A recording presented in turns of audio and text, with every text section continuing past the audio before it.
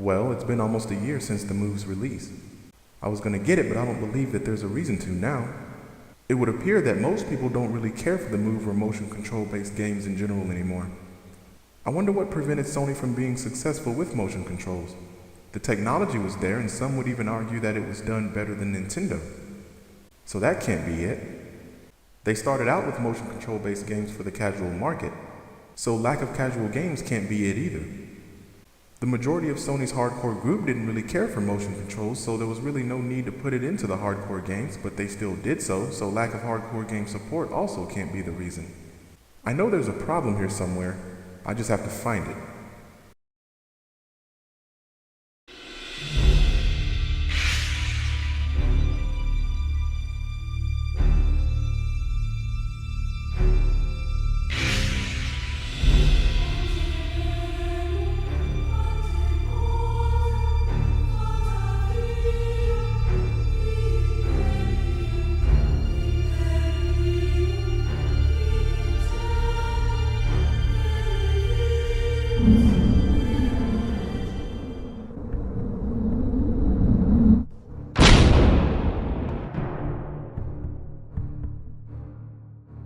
Motion controls. What started off as what most of the general public called a gimmick ended up surprising a lot of people and even getting one company to go against their own words and create their own version: Sony and the PlayStation Move. Despite a lot of negative feedback Nintendo got from both Sony and a lot of their fan base, as we saw in 2010, Sony tried their hand at motion control gaming. However, as a lot of us saw, it didn't work out the way Sony wanted it to. The question is, what did they do wrong? In order to answer that, we have to first ask a very important question, one that I know will get many different answers. That question is, what group of people did Sony make the move for? Some of you may say the main people Sony was going after were the casual gaming group that Nintendo already had. That would explain why we have games on the PS3 such as Sports Champions. I believe it's safe to say this was indeed Sony's answer to Wii Sports and Wii Sports Resort. So for those of you that believe the move was meant for the casual gamers Sony was trying to take from Nintendo, that does in fact make perfect sense. What about those of you that believe Sony made the move for the hardcore gamers? As we saw, once the move was released, a lot of games ended up getting patched with move support, and some of the newer titles came with move support already in mind. So believing that Sony made the move for the hardcore fan base also makes sense. And because of that, some of you may believe that Sony made the move for both the hardcore and casual gamers. And looking at Sony's move supported library, that answer fits as well. But now we're brought back to the first question. If Sony made the move for the hardcore and casual fan base, which I personally believe they somewhat did, and I say somewhat for a reason which I'll explain later, then what exactly went wrong? It seems that Sony did everything right.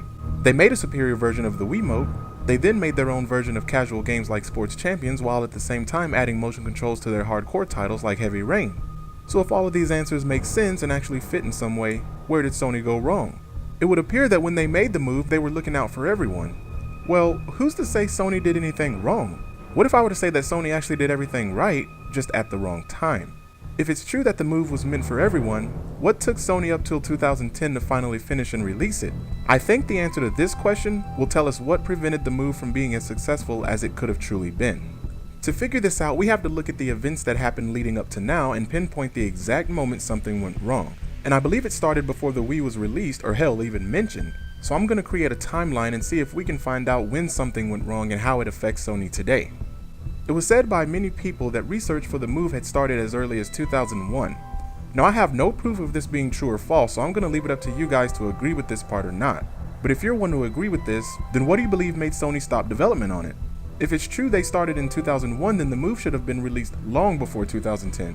I have my own assumption here. The EyeToy, while a good piece of hardware, didn't take off the way Sony wanted it to.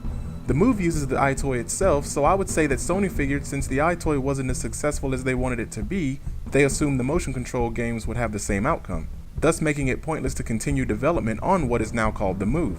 This could be one of the main problems for the move not being as successful as it could have been, but there's still quite a bit missing. Next on the timeline, we jump ahead 5 years to November 19, 2006, the release day of the Wii, at least in North America. Now the interesting thing about this is people knew at this point that the Wii had a completely different control setup, but a lot of people didn't know that Sony had already started working on the same project long before they even learned that the new Nintendo console would use the motion control setup, if of course you agree that they did. However, a lot of people including Sony didn't see the Wii and more importantly the Wiimote working out for two reasons. With Sony, I think their reason was because they figured, as I said before, that their EyeToy didn't work out the way they wanted it to, so they figured the motion control add-on to the EyeToy wouldn't work out either, and assumed the motion controls for the Wii would have the same outcome. However, gamers had a completely different reason. For a lot of gamers, the idea of motion control based games just wasn't enough to bring them to or back to Nintendo. And no, I'm not talking about the Sony fanboys who simply bashed it because Nintendo made it. I'm talking about the actual gamers who saw the Wiimote and said, no thank you, I'll stick to my trusty DualShock 3, and saw motion controls as just a gimmick. I think this is a very important thing to know and might explain why the idea to create the move, or rather finish development of the move, was a bad idea. While I can't come to this conclusion just yet, keep that in mind. When we skip ahead a few years, we see that Sony's assumption was incorrect. Not the PlayStation gamers, but just Sony. And that is very important to know. Why do I say that the PlayStation gamers weren't incorrect with what they said, but Sony was? When the PlayStation gamers were saying they don't like motion controls, once again, not they don't like it because Nintendo made it, but they don't like it because for them, moving their arms around wasn't something they wanted to do and DualShock 3 was better and all they needed. Sony should have really paid attention to that because it told them one important thing. Their main fan base didn't like motion controls. Remember that for later in the video because it too plays a major role for why Sony really made the move and why it didn't succeed the way it should have. Now let's jump to June 2nd, 2009.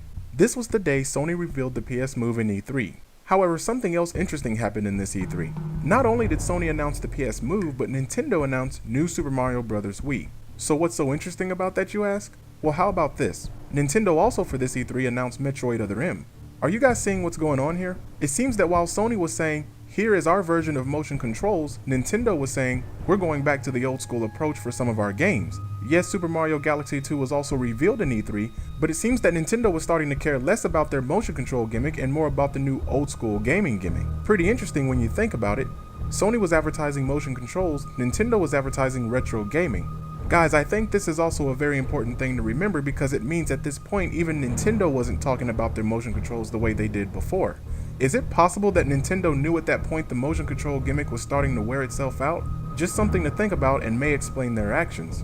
September 17, 2010, the PS Move hits the stores. We also know that with it are games that are advertised as if Sony was trying to get the casual fan base. This is important here because it tells us that Sony started out trying to get the casual gamers. So they knew that majority of their hardcore fan base didn't care for motion controls. Now another question comes up. While we always see people, be it by forum or YouTube, constantly brag about their favorite games and consoles and what have you, the casual gamers don't really care. In other words, when people were bragging about the Move being better than the Wiimote, who really cared? The hardcore gamers didn't care because they didn't like motion controls anyway. The casual gamers didn't care because the casuals aren't on the internet bragging about games they play very sparingly. For them, gaming plays a very small part in their life, while for the hardcores, gaming plays a major role. Why am I saying this? Well, the Move started out being advertised more for casuals while also throwing in patches for some of the hardcore PS3 titles. Had the Move took the casual fanbase from Nintendo, then the PS3 sales would have skyrocketed.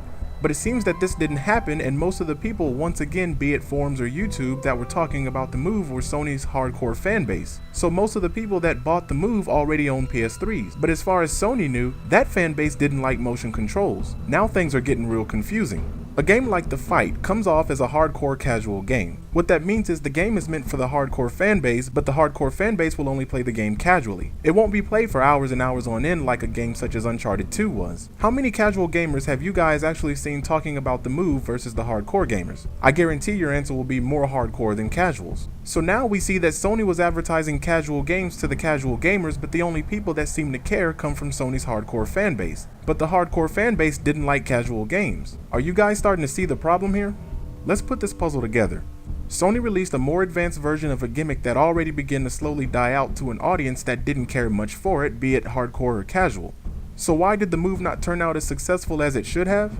It was released during a time that people simply didn't want it. Now Sony is continuing to put out Move support in their hardcore titles. In other words, they're still putting Move support in games that are played by people who prefer DualShock 3 over motion controls. So looking at our timeline, which one of these events played the biggest role and where Sony messed up? We can't say they messed up at the very beginning because technically they may have been right. It would have been too big of a risk to try and release the Move when the EyeToy really didn't kick off the way they wanted it to, especially when the Move works with the EyeToy. This might explain why they canceled it. People might have looked at the Move back then as part of the EyeToy and figured it wouldn't have been much fun. You may then ask, why did it work out so well for Nintendo? Well, remember that the EyeToy was a PS2 peripheral and majority of PS2 fanbase was in fact hardcore. How many hardcore gamers really like the iToy? Better yet, was the iToy even advertised for the hardcore fanbase? The Wii, on the other hand, was advertised as a way to get everyone to game. The main feature used to get everyone to game was, in fact, the Wiimote, or motion controls. For Nintendo, motion controls weren't just a simple add-on that you could use for some games, it was a main feature that you had to use for some games. So the question now is, would the move have worked out better had Sony released it around the same time or close to the same time as Nintendo released the Wii? That's a tough one. The main Sony fanbase already said they didn't like motion controls anyway and thought of it as a gimmick, and the PS3 wasn't advertised as a console to bring everyone to gaming like the Wii was. Add to that the $600 price tag on the PS3, then ask yourself if a casual gamer would have paid that much money for something they're only going to play sparingly. So my answer is no, it wouldn't have worked. So for those of you that thought motion controls were a gimmick, be it trolling or serious, you were 100% correct. And as we can see now, that gimmick isn't as popular as it used to be. And this would explain one of the reasons why the move wasn't as successful as it should have been. Sony released it when the motion control gimmick was starting to die out. So when Sony tried to advertise the move as the new thing, the casuals figured, well, we already have that, and most of the hardcore said, we still don't want it. Despite the technology of the move being better than that of the Wiimote and probably even Wii Motion Plus, motion controls at this point don't have the same popularity as they did before. And if you look at the Wii, you'll see that even Nintendo isn't advertising it the same way they used to. To me, this situation has more to do with Nintendo already did it than it does Sony did it wrong. So what should Sony have done? In my honest opinion, Kinect should have been Sony's new casual marketing tool. Sony tried to steal Nintendo's casual market by doing the exact same thing they did, but the iToy was still something different. Last gen, we didn't have as many casual gamers as we do this gen, so it made sense that the iToy didn't work out. This gen, the iToy could have taken a lot of the fanbase Nintendo had, since they would now be able to play without a controller at all, which is different from using the Wiimote and the Move. And it might be possible that Microsoft already figured this out, which would explain why their attempt at taking the casual fanbase is to do what Sony couldn't do last gen due to the lack of casuals. So I believe the answer to the question where on the timeline did Sony screw up would be here. The day they released the PS Move. Sony knew their main fanbase didn't like motion controls, but they knew the casual market did. However, when they released it, they had to try to pull the casual market in by offering the exact same thing that they already played for years, but with better visuals.